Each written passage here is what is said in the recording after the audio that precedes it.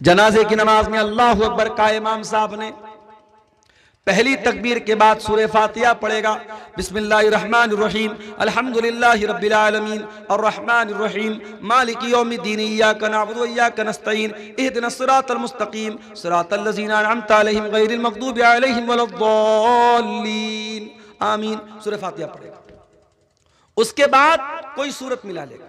बिस्मिल्लाहिर्रहमानिर्रहीम कुल हुवल्लाहु अहद अल्लाहुस समद लम यलिद वलम यूलद वलम यकुल लहू कुफुवन अहद। उसके बाद इमाम कहेगा अल्लाहु अकबर। इसमें रफ़ा-ए-दैन कर भी सकते नहीं भी कर सकते, दोनों तरीका जायज़। अगर आप चारों मरतबा रफ़ा-ए-दैन करें तो भी चलेगा और सिर्फ एक मरतबा रफ़ा-ए-दैन करके हाथ बांधे रहे तो भी चलेगा। एक बार अल्लाहु अकबर का सूरह फातिहा पढ़ा, कोई सूरत पढ़ी। अब दूसरी मरतबा इमाम ने अल्लाहु अकबर का, आप क्या पढ़ेंगे? आप अल्लाहुम्मा सल्ली अला मुहम्मद व अला आलि मुहम्मद कमा सल्लैता अला इब्राहीम व अला आलि इब्राहीम इन्नका हमीदुम मजीद। अल्लाहुम्मा बारिक अला मुहम्मद व अला आलि मुहम्मद कमा बारकता अला इब्राहीम व अला आलि इब्राहीम इन्नका हमीदुम मजीद। दुरूद शरीफ पढ़ा। फिर इमाम ने कहा अल्लाहु अकबर। अब ये तीसरी तकबीर है। अब इसमें आप जनाजे की दुआ पढ़ें। जनाजे की कई दुआएं हैं, छोटी छोटी दुआ भी है, थोड़ी लंबी दुआ भी है। एक दुआ जो बहुत मशहूर है, शायद जिनको याद है ये वाली दुआ याद होगी। अल्लाहुम्मा अग़फ़िर लि हय्यिना व मय्यितिना व शाहिदिना व गायिबिना व सगीरिना व कबीरिना व ज़करिना व उन्साना। अल्लाहुम्मा मन अहयैतहु मिन्ना फ़अहयिही अलल इस्लाम व मन तवफ़्फ़ैतहु मिन्ना फ़तवफ़्फ़हु अलल ईमान। अल्लाहुम्मा ला तहरिमना अजरह व ला तफ़्तिन्ना बादा। ये दुआ है। इतनी तो कम से कम आपको याद होनी चाहिए। इस दुआ का मतलब क्या है? अल्लाहुम्मा अग़फ़िर लि हय्यिना, ऐ अल्लाह हमारे जिंदों को बख्श दे, व मय्यितना हमारे मुर्दों को बख्श दे। अल्लाहुम्मा अग़फ़िर लि हय्यिना व मय्यितिना व शाहिदिना व गायबिना, जो मौजूद है उनको भी बख्श दे, जो मौजूद नहीं है उनको भी बख्श दे। ऐ अल्लाह हमारे मर्दों को भी बख्श दे, हमारी औरतों को भी बख्श दे, हमारे बच्चों को भी बख्श दे, हमारे जिंदों को भी बख्श दे, हमारे मुर्दों को भी बख्श दे। सारे लोगों की बख्शिश की दुआ करते हैं आप जनाज़े की नमाज़। उसके बाद आप क्या कहते हैं? अल्लाहुम्मा मन अहयैतहु मिन्ना फ़अहयिही अलल इस्लाम, ऐ अल्लाह तू जिसे जिंदा रखे उसे इस्लाम पर जिंदा रखे। व मन तवफ़्फ़ैतहु मिन्ना, और जिसे तू मौत दे दे फ़तवफ़्फ़हु अलल ईमान, ऐ अल्लाह तू उसे ईमान पर मौत दे। अल्लाहुम्मा ला तहरिमना अजरा, ऐ अल्लाह इस मरने वाले के अजर व सवाब से हमको महरूम मत कर, मरने वाले के सवाब से हमको महरूम मत कर। वला तफ्तिन्ना बादा, और इसके बाद और एक हदीस में ये भी अल्फाज आए वला तुज़िल्लना बादा, इसके बाद तू हमें गुमराही में मत डाल, हमें फितने में मत डाल। मरने वाले के लिए जनाजे की नमाज का प्रावधान रखा गया। और कभी आपने गौर किया, जब हम जनाजे की नमाज पढ़ते हैं, सामने जनाजा होता है, तो जनाजे की नमाज में हम रुकू नहीं करते, सजदा नहीं करते। ऐसा क्यों? हर नमाज में रुकू है, हर नमाज में सजदा है, मगर जनाजे की नमाज में न रुकू है न सजदा। ऐसा क्यों है मेरे भाई? इसलिए कि सामने जनाजा रखा है, और इस्लाम के अंदर इतना भी पसंद नहीं किया गया कि सामने अगर जनाजा भी रखा है तो उसके आगे सजदा किया जाए या उसके आगे रुकू किया जाए। सोचो, जो इस्लाम जनाजे की नमाज में रुकू और सजदा नहीं रखता है ताकि किसी लाश के सामने सजदा न होने पाए, उस इस्लाम में किसी कब्र के आगे सजदा करने की इजाजत कैसे हो सकती है? बंगाल में कलियाचक एक जगह है। कलियाचक में एक मस्जिद में मैं गया नमाज पढ़ने, प्रोग्राम था मेरा, वहां पे मैं गया तो देखा कि मस्जिद के अंदर कब्र मौजूद है। तो बहुत परेशान हो, अहले हदीस की मस्जिद है और मस्जिद के अंदर कब्र है। मैंने कहा भाई अहले हदीस की मस्जिद में कब्र कहां से आई? कहा मौलाना साहब बहुत पहले से ये कब्र है। मैंने कहा जितने भी पहले से ये कब्र हो, या तो आप मस्जिद को तोड़ करके कब्र, जहां से कब्र है उसके बाहर मस्जिद की बाउंड्री कर दो, यानी कब्र मस्जिद के अंदर या मस्जिद कब्र के अंदर नहीं होनी चाहिए। मैंने कहा दो रास्ता है, या तो आप मस्जिद की बाउंड्री कम कर लो, या फिर इस कब्र से जो भी मरने वाले की लाश है, अब तो काफी दिन की कब्र हो गई, तो उसकी लाश के जो भी बचे हुए पार्ट पुर्जे हैं उसको उठा करके निकाल करके किसी दूसरे कब्रिस्तान में ले जाके दफन कर दो। लोगों ने कहा मौलाना साहब आज तक तो किसी ने बयान ही नहीं किया। मैंने कहा मैं बता रहा हूं भाई, मसला यही है, जाके फतवा ले लो। जुमा मैंने वहां पढ़ाया, जुमा में भी मैंने ये बात बयान की। और मेरे ये जुमा का बयान करने के कुछ दिनों के बाद मौलाना जर्जीस साहब का भी वहां प्रोग्राम हुआ। उन्होंने भी अपनी तकरीर में ये बात कही कि कब्र को मस्जिद से निकाला जाए। अल्हम्दुलिल्लाह उस पर अमल हुआ और अब वहां से मस्जिद से कब्र को हटाया गया। ये कोई मामूली मसला नहीं है मेरे भाई, ये बहुत सख्त मसला है। अल्लाह के नबी ने अपनी वफात के लम्हात में, अपने आखिरी लम्हात में भी कहा था, लान अल्लाहुल यहूद वन नसारा, अल्लाह की लानत हो यहूदियों के ऊपर, अल्लाह की लानत हो ईसाइयों के ऊपर। इत्तखज़ू क़ुबूर अंबियाइहिम मसाजिद, उन्होंने अपने नबियों की कब्रों को मस्जिद बना लिया, सजदा करने की जगह बना लिया। इस्लाम में कब्र के आगे सजदा करने की इजाजत नहीं है, इसीलिए जनाजे की नमाज में भी आप सजदा नहीं करते, रुकू नहीं करते। अच्छा, जनाजे की दुआ कितने लोगों को याद है? जरा हाथ उठा के बताओ तो, कितने लोगों को याद है? ईमानदारी से बताना, झूठ मूठ हाथ मत उठाना। देखिए इतना बड़ा मजमा है और काफी लोग ऐसे हैं जो हाथ नहीं उठा पा रहे। ये अफसोस की बात है। आप अपने दुनिया के कामों में बहुत माहिर हैं, अपनी राजनीति के मामले में बहुत माहिर हैं, अपनी खेती बाड़ी के बारे में बहुत जानकार हैं, लेकिन आपको जनाजे की नमाज की दुआ तक नहीं आती। ये अफसोस की बात नहीं है। जनाजे की नमाज में अल्लाहु अकबर का इमाम साहब ने पहली तकबीर के बाद सूरह फातिहा पढ़ेगा।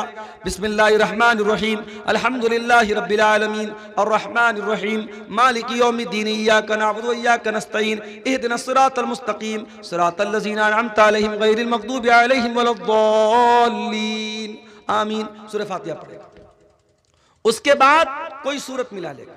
बिस्मिल्लाहिर्रहमानिर्रहीम, कुल हुवल्लाहु अहद, अल्लाहुस समद, लम यलिद वलम यूलद वलम यकुल लहू कुफुवन अहद। उसके बाद इमाम कहेगा अल्लाहु अकबर। इसमें रफ़ा-ए-दैन कर भी सकते, नहीं भी कर सकते, दोनों तरीका जायज़ है। अगर आप चारों मरतबा रफ़ा-ए-दैन करें तो भी चलेगा, और सिर्फ एक मरतबा रफ़ा-ए-दैन करके हाथ बांधे रहे तो भी चलेगा। एक बार अल्लाहु अकबर का सूरह फातिहा पढ़ा, कोई सूरत पढ़ी। अब दूसरी मरतबा इमाम ने अल्लाहु अकबर का, आप क्या पढ़ेंगे? आप अल्लाहुम्मा सल्लि अला मुहम्मद व अला आलि मुहम्मद कमा सल्लैता अला इब्राहीम व अला आलि इब्राहीम इन्नका हमीदुम मजीद, अल्लाहुम्मा बारिक अला मुहम्मद व अला आलि मुहम्मद कमा बारकता अला इब्राहीम व अला आलि इब्राहीम इन्नका हमीदुम मजीद। दुरूद शरीफ पढ़ा। फिर इमाम ने कहा अल्लाहु अकबर। अब ये तीसरी तकबीर है। अब इसमें आप जनाजे की दुआ पढ़ें। जनाजे की कई दुआएं हैं, छोटी छोटी दुआ भी है, थोड़ी लंबी दुआ भी है। एक दुआ जो बहुत मशहूर है, शायद जिनको याद है ये वाली दुआ याद होगी। अल्लाहुम्मा अग़फ़िर लि हय्यिना व मय्यितिना व शाहिदिना व गायबिना व सगीरिना व कबीरिना व ज़करिना व उन्साना, अल्लाहुम्मा मन अहयैतहु मिन्ना फ़अहयिही अलल इस्लाम व मन तवफ़्फ़ैतहु मिन्ना फ़तवफ़्फ़हु अलल ईमान, अल्लाहुम्मा ला तहरिमना अजरह व ला तफ़्तिन्ना बादा। ये दुआ है। इतनी तो कम से कम आपको याद होनी चाहिए। इस दुआ का मतलब क्या है? अल्लाहुम्मा अग़फ़िर लि हय्यिना, ऐ अल्लाह हमारे जिंदों को बख्श दे, व मय्यितना हमारे मुर्दों को बख्श दे। अल्लाहुम्मा अग़फ़िर लि हय्यिना व मय्यितिना व शाहिदिना व गायबिना, जो मौजूद है उनको भी बख्श दे, जो मौजूद नहीं है उनको भी बख्श दे। ऐ अल्लाह हमारे मर्दों को भी बख्श दे, हमारी औरतों को भी बख्श दे, हमारे बच्चों को भी बख्श दे, हमारे जिंदों को भी बख्श दे, हमारे मुर्दों को भी बख्श दे। सारे लोगों की बख्शिश की दुआ करते हैं आप जनाज़े की नमाज़। उसके बाद आप क्या कहते हैं? अल्लाहुम्मा मन अहयैतहु मिन्ना फ़अहयिही अलल इस्लाम, ऐ अल्लाह तू जिसे जिंदा रखे उसे इस्लाम पर जिंदा रखे। वो मन तवफ़्फ़ैतहु मिन्ना, और जिसे तू मौत दे दे फ़तवफ़्फ़हु अलल ईमान, ऐ अल्लाह तू उसे ईमान पर मौत दे। अल्लाहुम्मा ला तहरिमना अजरा, ऐ अल्लाह इस मरने वाले के अजर व सवाब से हमको महरूम मत कर, मरने वाले के सवाब से हमको महरूम मत कर। वला तफ्तिन्ना बादा, और इसके बाद और एक हदीस में ये भी अल्फाज आए वला तुज़िल्लना बादा, इसके बाद तू हमें गुमराही में मत डाल, हमें फितने में मत डाल। एक छोटी सी दुआ भी जनाजे में आप पढ़ सकते हैं। अल्लाहुम्मा अग़फ़िर लहू वरहमहू वआफ़िही वाफ़ अन्हु वअकरिम नुज़ुलहू ववस्सिअ मुदख़लहू, ऐ अल्लाह इस मरने वाले को बख्श दे, इसके ऊपर रहम फरमा, इसको दरगुजर कर दे, इसको आफियत में रख, इसको इसकी अच्छी मेहमान नवाजी फरमा और इसके गुनाहों को धो दे। ये दुआ भी आप पढ़ सकते हैं। तो जनाजे की तीसरी तकबीर के बाद आपको यह दुआ पढ़नी। उसके बाद चौथी तकबीर होगी, इमाम अस्सलाम वालेकुम रहमतुल्लाह, अस्सलाम वालेकुम रहमतुल्लाह, दोनों तरफ सलाम फेरेगा, आप सलाम फेर देंगे। यह जनाजे की नमाज का तरीका है। उसके बाद और आगे बढ़िए। अब आप जनाजा पढ़ चुके, अब मुर्दे को कब्रिस्तान लेके जा रहे हैं। दुनिया में इंसान कितना ताकतवर था, दुनिया में उसकी फॉर्च्यूनर गाड़ी जब गुजरती थी रोड पर तो लोग ताकने लगते, नेताजी की गाड़ी आ गई, विधायक जी की गाड़ी आ गई, मंत्री जी की गाड़ी आ गई, फलाने साहब की गाड़ी आ गई। और आज जनाजे पे लेटा हुआ है वो इंसान, और उसकी जनाजे की चारपाई को लोग पकड़े हुए हैं और उसको लेके कब्रिस्तान जा रहे हैं। कब्र तैयार है, और कब्र भी आप जानते हैं दो तरह की होती है। एक होती है संदूकी कब्र जिसमें बीच में मुर्दे को रखा जाता है, और एक होती है बगली कब्र। और अल्लाह के नबी की जो कब्र है वो बगली कब्र थी, जिसमें साइड में मुर्दे को रखा जाता है। तो कब्र में मुर्दे को उतारा जाता है। अब जब कब्र में उतारा गया, उसके बाद मिट्टी डाली जाती है। मिट्टी डालने के टाइम बहुत से लोग दुआ पढ़ते, मिनहा खलकनाकुम व मिनहा नुखरिजुकुम व फीहा नुईदुकुम तारतन उखरा। ये दुआ पढ़ते, ये साबित नहीं है, बस बिस्मिल्लाह पढ़ के आप मिट्टी डाल दीजिए। मिट्टी डाल दिया, हाथ झाड़ के चले आए। जिंदगी भर इस बात की फिक्र करते रहे, लोग क्या कहेंगे। सही काम करना था, नहीं कर रहा था, क्यों, लोग क्या कहेंगे। मौलवी साहब ने तकरीर में बयान किया, बारात मत लेके जा, जहेज मत ले तू, मंगनी की रस्म मत कर तू, हल्दी की रस्म मत कर तू। आपकी शेरशाहबादी बरादरी में कटिहार में मुझे लोगों ने बताया बाकायदा बैंड बाजा तक की शादी हो रही है। कहां है आप? इतने बड़े बड़े जलसे और हिंदुस्तान के चुनिंदा उलमा को बुलाने का क्या फायदा है अगर आपकी बिरादरी के अंदर जो अल्हम्दुलिल्लाह 80% अहले हदीस लोग हैं, आपकी बिरादरी में अभी भी अगर नाच गाने के साथ और बैंड बाजे के साथ अगर शादी हो रही है और 2-2 लाख रुपया कैश लेके शादी हो रही, तो क्या मतलब है मेरे भाई। लेकिन बहुत सारी रस्म और रिवाज की बात आती है, लोगों का यही कहना रहता, लोग क्या कहेंगे। अरे लोग कुछ भी कहें, तू ये देख अल्लाह क्या कहेगा। तुझे हिसाब अल्लाह को देना है, लोगों को नहीं देना है। लोग तो तेरे मरने के बाद आएंगे, कब्र पे मिट्टी देंगे, हाथ झाड़ेंगे, चले जाएंगे। लोग तेरे अच्छे काम की भी तारीफ करने के लिए तेरे मरने का इंतजार करेंगे। जिस दिन तू मरेगा, तेरी कब्र पे मिट्टी देने आएंगे, उस दिन कहेंगे कि हाँ यार आदमी तो बड़ा अच्छा था। जिंदगी में जिसने कभी आपको अच्छा नहीं कहा, वो मरने के बाद अच्छा कहेगा। लोगों को खुश मत करो मेरे भाई, अल्लाह को खुश करो, उसको राजी करो। लोग तो आपके मरने का इंतजार करते हैं। मैं कभी कभी तकरीर के लिए जब सफर करता हूं बहुत थक जाता हूं, सच्ची बता रहा हूं। अभी इधर बीच कंटिन्यू 7-8 दिन से लगातार मेरे प्रोग्राम हो रहे हैं। कुछ बिहार में भी हुए, कुछ इधर यूपी में भी हुए, कुछ हमारे अपने बनारस में भी हुए। रात में प्रोग्राम करके कभी ऐसा हुआ घर पहुंचा, कभी ऐसा हुआ घर नहीं पहुंचा। फिर सुबह मदरसे की ड्यूटी करना है, सुबह 8 बजे से लेकर 2 बजे तक ड्यूटी करना है। उसके बाद पता लगा साहब फिर निकलना है। कई दिन तक तो ऐसा हुआ कि बिस्तर पे नींद नहीं मिली। कभी कभी ऐसा लगता है कि इतना सब करने के बाद भी ऐसा तो नहीं कि सारे लोग मेरी तारीफ ही करेंगे या सारे लोग मुझे अच्छा ही समझेंगे। बहुत सारे लोगों की नजर में मैं बुरा भी हूं, तो मैं लोगों के चक्कर में क्यों पड़ूं भाई। लोगों की तारीफ सुनने के लिए या लोगों की बुराई से बचने के लिए कभी भी सही काम को मत छोड़ो और कभी भी गलत काम मत करो। ये देखो अल्लाह की नजर में सही क्या है और अल्लाह की नजर में गलत क्या है, बस हम अल्लाह को हिसाब देंगे। कब्र में मिट्टी दे के लोग चले गए। यहां तो इतनी बड़ी बड़ी लाइटें जल रही है। 4 व्हीलर से मैं आ रहा था, ड्राइवर साहब ने कहा मौलाना साहब प्रोग्राम कहां है, नजर नहीं आ रहा है। मैंने कहा लाइट नजर आएगी समझ जाना। दूर से ट्यूब लाइट नजर आने लगी। अब्दुल अजीज भाई को मैंने फोन किया कि हाँ आपके प्रोग्राम के लोकेशन पर पहुंच गया। प्रोग्राम है, आपने दूर तक लाइटों को लगाया है। कभी कब्र में आपने कोई लाइट देखी है?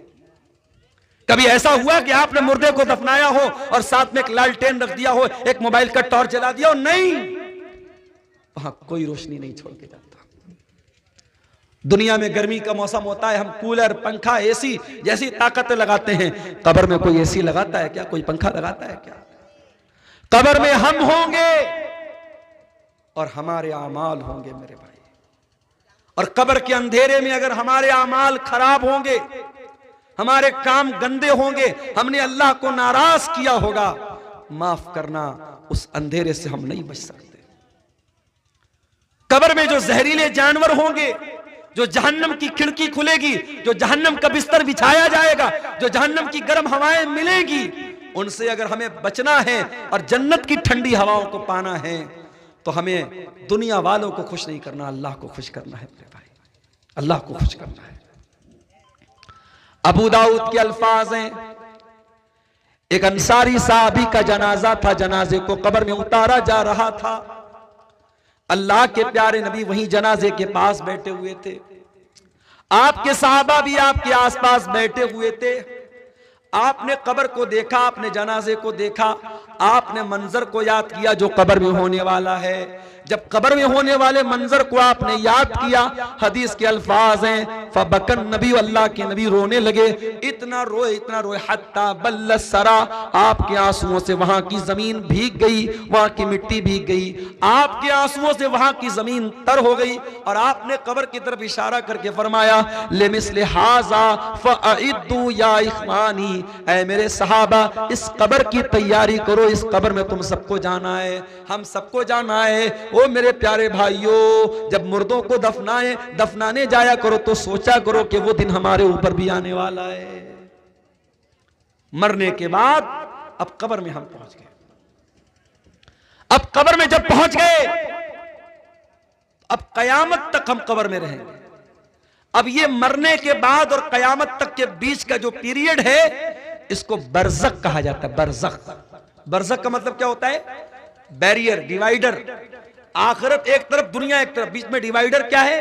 ये कब्र की जिंदगी है, बरज़ख की जिंदगी है। और इसी से ये मसला पता चला कि हम तो अपने मुर्दे को दफनाते हैं, हमारे हिंदू भाई तो अपने मुर्दों को जला देते हैं, हमारे पारसी मजहब के लोग तो अपने मुर्दों को चिल कौओं को खिला देते हैं, ईसाई लोग तो ताबूत में रख के मिट्टी के अंदर डाल देते हैं। हर मजहब में अंतिम संस्कार करने का अपना अपना तरीका है। और हमारे नबी फरमा रहे कि कब्र में अजाब भी होगा और कब्र में सवाब भी मिलेगा। तो जिसने जला दिया, जिसने चिल कौए को खिला दिया, उसको कैसे अजाब मिलेगा, उसको कैसे सवाब मिलेगा?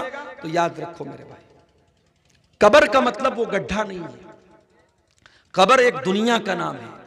कब्र एक अलग वर्ल्ड है, एक अलग दुनिया है, और उस दुनिया को हम बरज़ख कहते हैं। और यह भी याद रखो कि मरने के बाद अब दोबारा दुनिया में कोई वापस नहीं आ सकता। ये जो बॉलीवुड की फिल्मों में दिखाया जाता है, सीरियल्स में दिखाया जाता है, एक इंसान खुदकुशी कर लेता है, आत्महत्या कर लेता है, उसकी आत्मा भटकती रहती है, कोई आत्मा नहीं भटकती है। मरने के बाद किसी की आत्मा, किसी की रूह दुनिया में कभी नहीं आ सकती, ये बात याद रखो। कुरान कहता है, हत्ता इज़ा जाअ अहदहुमुल मौत क़ाल रब्बिरजिऊन, जब इंसान को मौत आ जाती है, अल्लाह से कहता है, अय अल्लाह एक चांस और दे दे, एक मौका और दे दे, रब्बिरजिऊन, एक बार दुनिया में दोबारा आने का मौका दे दे, लअल्ली अअमलु सालिहन फीमा तरक्तु, अय अल्लाह मैं वादा करता हूं, मैं प्रॉमिस करता हूं, मैं दुनिया में एक चांस तू और दे दे, मैं कोई गुनाह का काम नहीं करूंगा, कोई तुझे नाराज करने वाला काम नहीं करूंगा, अय अल्लाह मैं नेक अमल करूंगा, मैं अच्छा अमल करूंगा। अल्लाह फरमाएगा, कल्ला इन्नहा कलिमतुन हुवा क़ाइलुहा व मिन वराइहिम बरज़खुन इला यौम युबअतून। ऐ मेरे बंदे, तेरी ये विश पूरी होने वाली नहीं है, तेरी ये आरजू पूरी होने वाली नहीं है। अब तू कयामत तक बरज़ख में रहेगा, तू कब्र की जिंदगी गुजारेगा, बरज़ख की जिंदगी गुजारेगा। तो मेरे अजीजों, जिस तरीके से दुनिया की जिंदगी के लिए मेहनत करते हो, वैसे बरज़ख की जिंदगी और कब्र की जिंदगी के लिए भी मेहनत करो। अब आइए तकरीर के आखिर में जो कुरान की आयत मैंने शुरू में पढ़ी थी, शुरू में मैंने आयत पढ़ी थी, अल्लाह ने सूरह नहल में फरमाया, कुरान के 14वें पारे में, मन आमिला सालिहम मिन ज़करिन औ उन्सा, जो भी नेक अमल करेगा, चाहे वो मर्द हो या औरत हो, अगर वो ईमान वाला होगा। अभी बनारस में एक प्रोग्राम था, उसमें मेरी तकरीर भी थी और मौलाना मेराज रब्बानी साहब की तकरीर थी। अब मेराज रब्बानी साहब को तो आप जानते ही हैं, किसी ज़माने में खास तौर से बिदअती लोगों के खिलाफ उनकी बड़ी तगड़ी तगड़ी तकरीरें मौजूद हैं। तो बिदअती लोगों ने वहां जहां बनारस में प्रोग्राम था, उन लोगों ने एक मैसेज वायरल किया और खास तौर से शेख मेराज रब्बानी का नाम लेकर के कहा कि साहब ये तो बहुत बड़ा गुस्ताख है और नबी को नहीं मानता है, नबी का गुस्ताख है और नबी की कब्र के ऊपर जो गुंबद बना है उसको गिराने की बात करता है, ऐसे गुस्ताख की तकरीर हम नहीं होने देंगे वगैरह वगैरह। तो वो मैसेज देखकर मुझे तो बहुत गुस्सा आया। तो कल जब मेरी तकरीर थी बनारस में परसों, तो मैंने एक बात कही। मैंने कहा ये लंबी लंबी टोपी और ये लंबी लंबी पगड़ी पहन करके आप अल्लाह के अजाब से नहीं बच सकते। अल्लाह के यहां ये नहीं देखा जाएगा आपका कुर्ता कितना लंबा था, आपकी टोपी कुतुब मीनार की तरह ऊंची थी कि नहीं थी, और आपकी पगड़ी कितनी लंबी थी। अल्लाह के यहां ये देखा जाएगा आप ईमान पर थे कि नहीं थे, आप तौहीद पर थे कि नहीं थे। मन अमिला सालिहम मिन ज़करिन औ उन्सा वहुवा मोमिन, जो ईमान वाला है, जो तौहीद वाला है और वो साथ में नेक अमल करने वाला है, चाहे वो मर्द हो या औरत हो, अल्लाह का वादा है फलनुहयिन्नहु हयातन तय्यबा, हम उसे दुनिया में एक अच्छी जिंदगी, एक चैन वाली जिंदगी, एक खुशी वाली जिंदगी अता फरमाएंगे। वलनजज़ियन्नहुम अजरहुम बिअहसनि मा कानू यामलून, और आखिरत में उसके अमल का बेहतरीन बदला देंगे। दीन पर अमल कर मेरे भाई, दीन पर गारंटी है अल्लाह की, तेरी दुनिया भी चैन वाली हो जाएगी, तेरे बच्चे तेरे फरमाबरदार बन जाएंगे, तेरी बीवी तेरी बात मानेगी, तेरे माँ बाप तुझे दुआएं देंगे, तेरे घर में बरकत आएगी। लेकिन अगर तू दीन पर नहीं चलेगा, तू हराम काम करेगा, हराम कमाई को घर में लाएगा, हराम रोजी को घर में लाएगा, तेरे घर की बरकत खत्म, तेरी औलाद भी नाफरमान, तेरी बीवी भी नाफरमान, तेरे घर का सुख चैन सब खत्म हो जाएगा। तो दीन पर चलो मेरे प्यारे साथियों। ये कुछ सवालात की पर्चियां आई हैं। एक सवाल आया है कि एक ही वक्त में एक ही बैठक में 3 तलाक दे तो जायज है कि नहीं, और उसकी दलील क्या है। जायज तो नहीं है। जो उलमा कहते हैं कि इकट्ठे 3 तलाक कोई दे दो तो तीनों हो जाती, जैसे हमारे हनफी उलमा का ये फतवा है, उनसे भी आप पूछेंगे तो वो कहेंगे ये गलत है, गुनाह का काम है।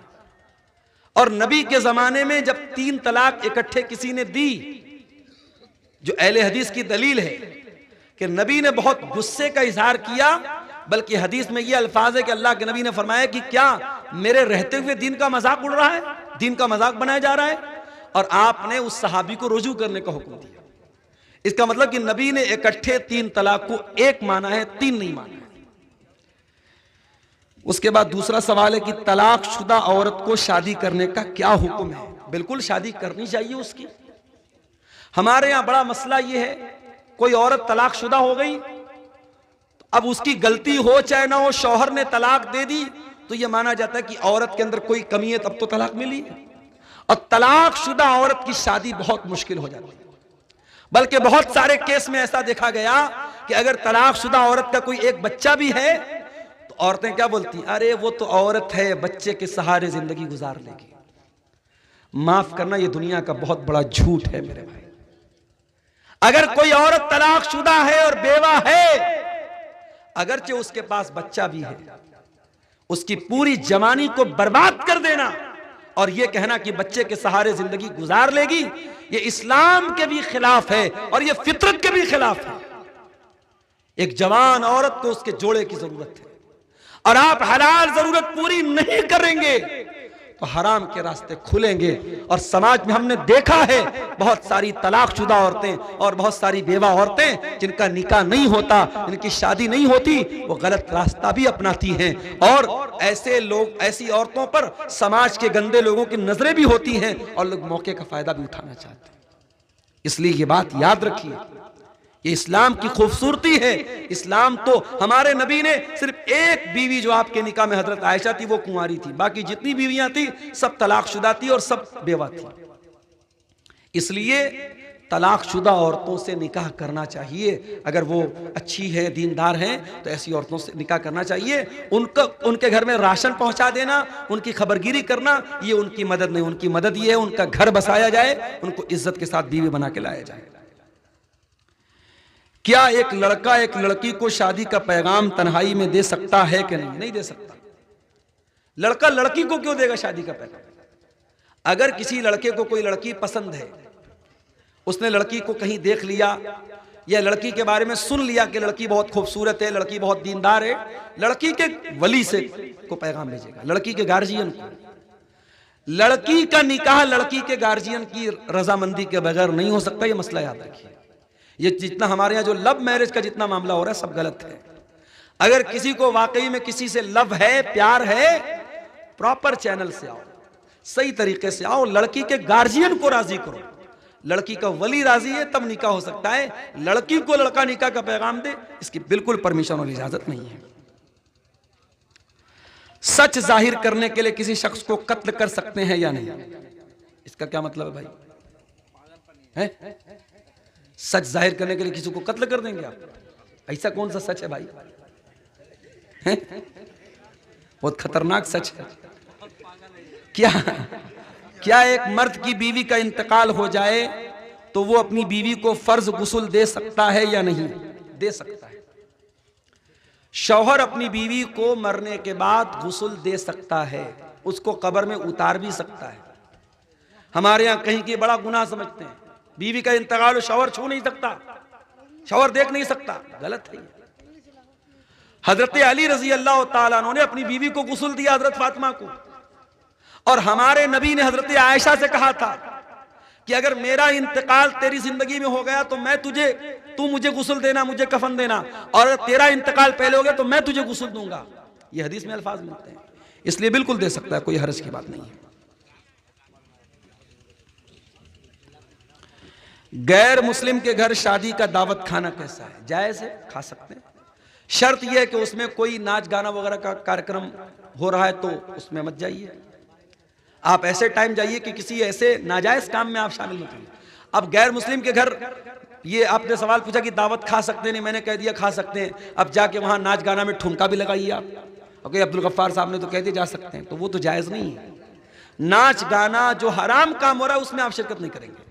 और अगर वहां पे नॉनवेज खाना है, आमतौर से गैर मुस्लिमों के यहाँ शादी में नॉनवेज खाना नहीं होता, अगर नॉनवेज खाना है तो फिर ये कंफर्म होना चाहिए कि वो हलाल तरीके से ज़बह हुआ जानवर का है।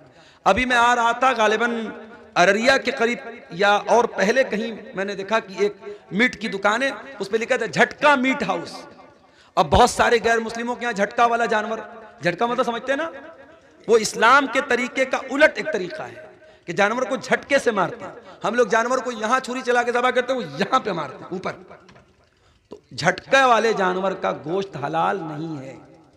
तो अगर गोश्त आप खा रहे हैं किसी भी गैर मुस्लिम के यहाँ, या किसी होटल में आप खा रहे हैं, कटिहार में, किशनगंज में, पूर्णिया में, कहीं पर भी होटल में आप खाना खा रहे हैं और वो होटल गैर मुस्लिम का है, तो ये कंफर्म किए बगैर, ये वेरीफाई किए बगैर कि खाना हलाल है कि नहीं, गोश्त हलाल है कि नहीं, आपको वहां कोई भी नॉनवेज खाना खाने की इजाजत नहीं है।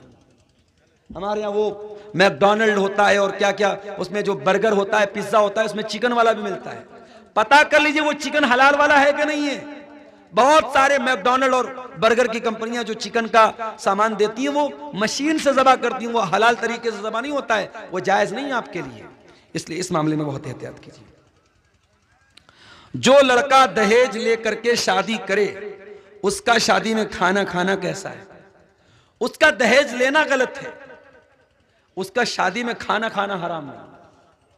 उसकी शादी में, उसकी दावत में आप खाना खा सकते हैं, मगर उसने जो जहेज लिया है उसके लिए वो गुनहगार होगा और अल्लाह के यहाँ उसको हिसाब देना पड़ेगा।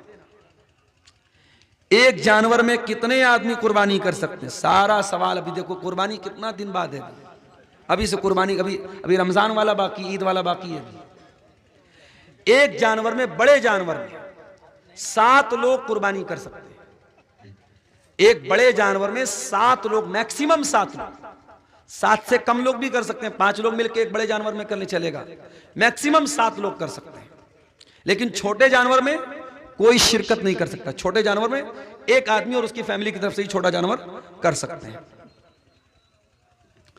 मजार पर सजदा करने वालों के पीछे नमाज पढ़ी जा सकती है या नहीं?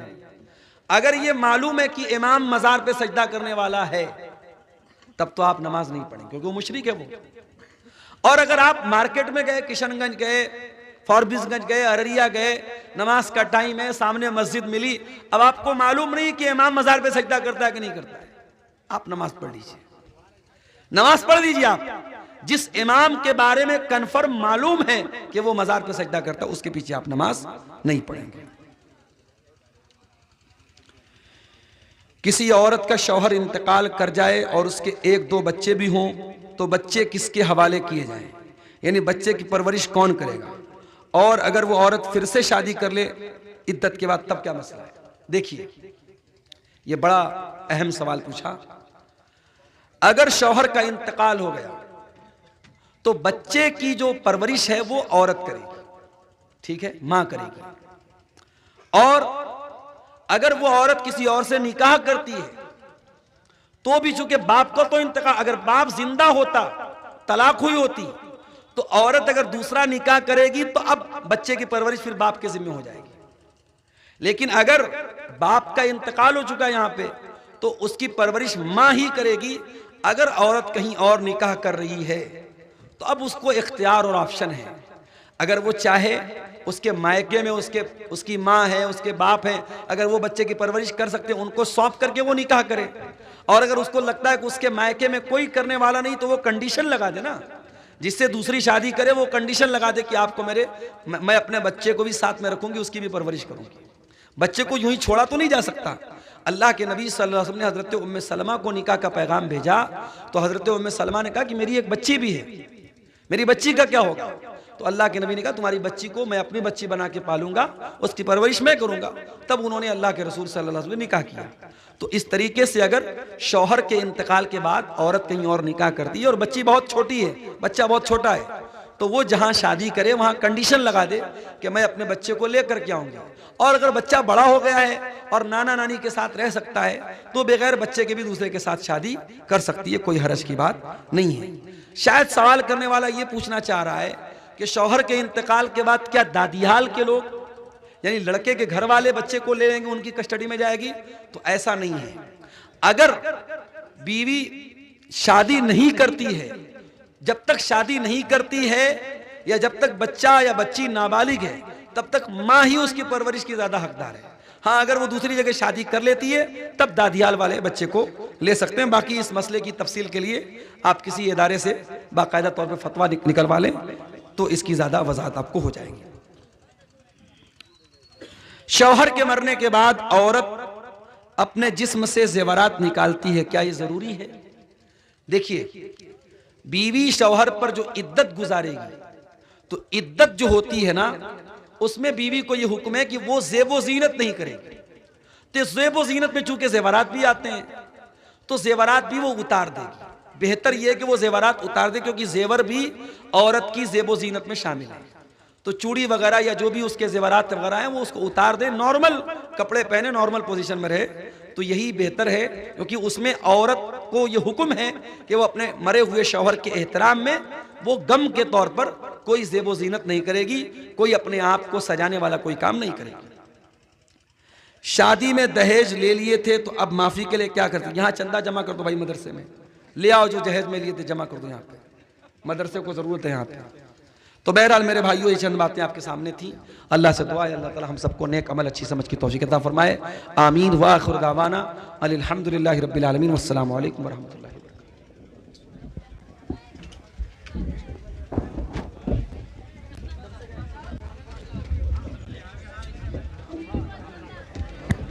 अल्हम्दुलिल्लाह, मौलाना अब्दुल गफ़ार साहब जो हमारे बीच कुरान और हदीस से मुदल्लल ईमान वाली बातें हमें नसीहत फरमा रहे थे, अल्हम्दुलिल्लाह उनका बयान ख़त्म हुआ। और उनके बयान के ख़त्म होने के साथ साथ आज के जलसे का इख्तिताम का ऐलान किया जाता है। इंशाअल्लाह फजर के नमाज के बाद फिर दोबारा अजसर 9